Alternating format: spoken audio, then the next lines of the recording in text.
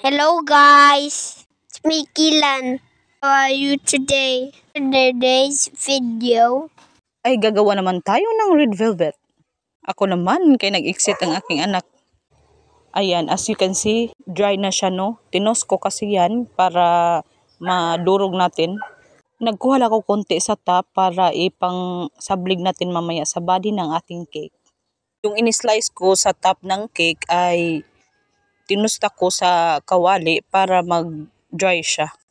Tapos pinalamig ko at yun, dinurog ko na siyang pagagmay. At yan, gumamit lang ko ng comb scraper para dumikit talaga yung ating mga crumbs. Para may pakit-pakit siya ba pag sinablig na natin yung crumbs. Yan guys, nilagay ko na lang sa baking tray para yung ibang crumbs ay magamit pa natin. Kaya ko medyo tinusta yung ating crumbs kay moist man ang ating cake.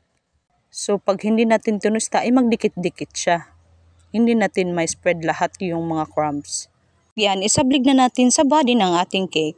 Size pala ng cake natin is 7x4. Ang cake board naman natin is 10 inch. Order pala ito ni Madam Cherry. Thank you, Che, sa pag-order.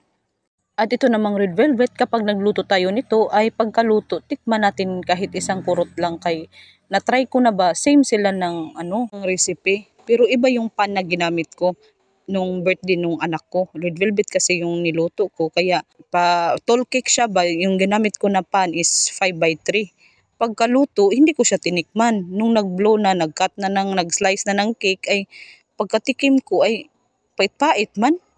Doon ko naisip kung saan ako nagkamali. Tama naman lahat yung ingredients, tsaka yung measurement ng ating mga ingredients. Baka kako sa pan yun. Correct me if I'm wrong lang, no? Pero iwan ko ba bakit napait yun?